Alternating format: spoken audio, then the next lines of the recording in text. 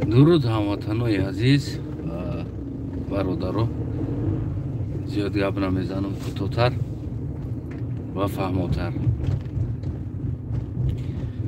امروز صحبت ما چرا تجاوزها به جواب میمونند.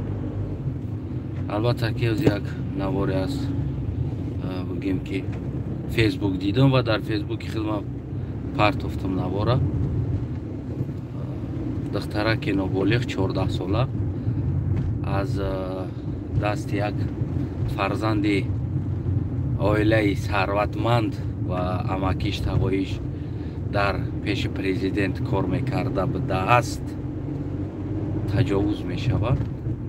در این مسئله کمتر فکر نظر و بگیم که با امام علی پیغام خدمانه روی کنیم. پس چرا امام علی فهمیدی که چرا مردم با تو نفرت دارن و چرا مردم میخواهن نابود شدن تره؟ یعنی که انسانی که در بریت کار میکنه و او سیم خدای تاجیکستان حساب میشه و هیچ که او را تحقیر تنقید و گپ زدن ده حق نداره. تو دویم خدای تاجیکستان کردگی تا برای مردم تاجیک، یعنی مردم تاجیک خداهای زیاد دارن. یکی خدایی که ایمان دارن و گفتی خداشون در آسمان است و دویم خداشون تو است امام علی رحمان و سیم خداشون گرد اطراف تو وزیرات که میتونن این ملت تجاوز کنن، میتونن زیر پا کنن، میتونن هر کاری کنن، حتی که خودشونه یا فرزندان خودشونه جیاناشون فرزندانی نمیدونم اپا و خواهر امک بچهای او میتونن که مردم تجاوز کنن و هیچ که در این گپ هیچ که جواب دادن نتونه تا امروز.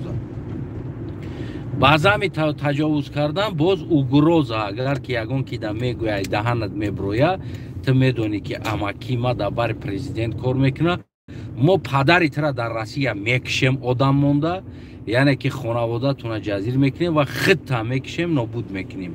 تو خاموش باش.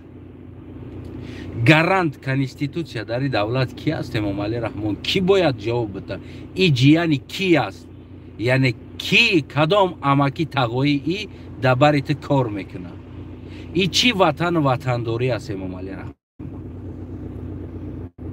یک روزی که من تر اگر تنقید نکردم تمام سپیسلوش با تخیزاندی در دنیا مرا در روز اسکودادی و تو خونه ایمو را 4-5 ماشینه امنیت روان کرده که بچه تا بگو خب کنه و این تجاوز کرده. از کل ما تجاوز نکردیم.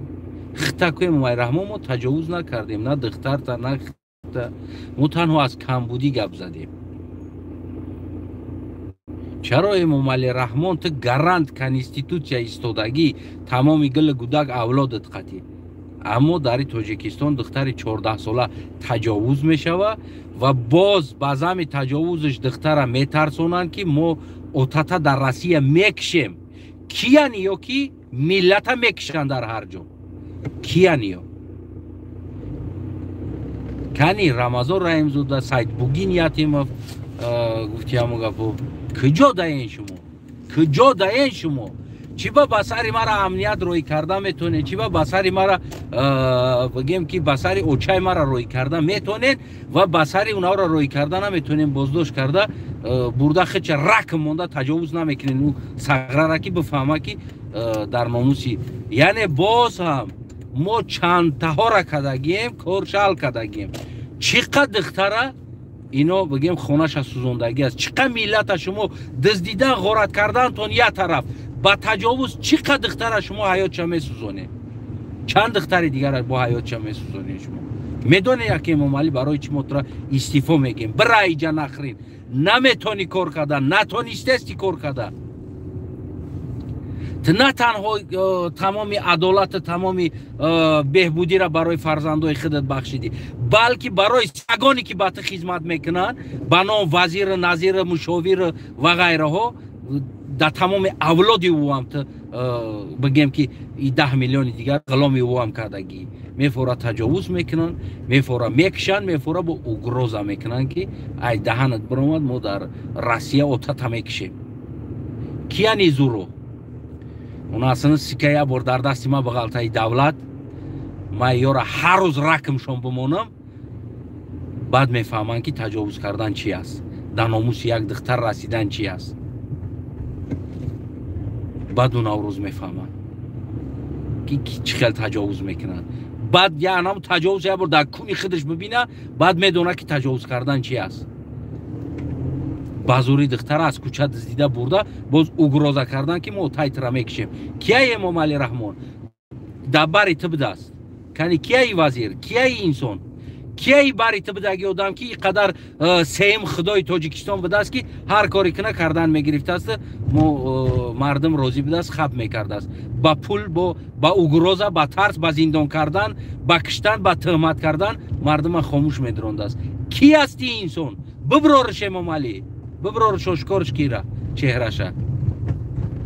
کدام گرد اطرافی هستی؟ امام علی رحمان وقتی گرد اطرافت همینقدر گهالود باشه، همینقدر جزیر باشه گرد اطرافت، تو گرد اطرافی خودت کنترل کردن نتونی، تو کجات دوا از ملت کنترل کردن میکنی؟ کجات دوا از پرزیدنتی میکنی؟ که اینقدر گهریخ بطلق بله بو کدگی هر رامو در گردی تو باشه. کیا نیو؟ پولی ملت همه دزدن، مال ملت همه خرن، از پشت این ملت بای بدولت میشون، با ملت تجاوز کرده، با اوگروزه میکنن. کیه ای؟ ما جوابش انتظار میشیم ای شما. این همین انسان ها، اونامو وزیر است، کی است، اونامو بای است، پولدار است، کرم در همو بای پولداریش ایو دا دست ما بزنه که ما همش هم میگم یورا پروستا تگ نه، ناتورال نه، این هم خیلی کدگی یورا. یه باری دولت پریوارو چوکو ما یورا جمع کرده خودم میگم شون. باور نمیکنین شما؟ شما با خدا قسم باور نمیکنین. نه که ما خودم میگم شون یورا.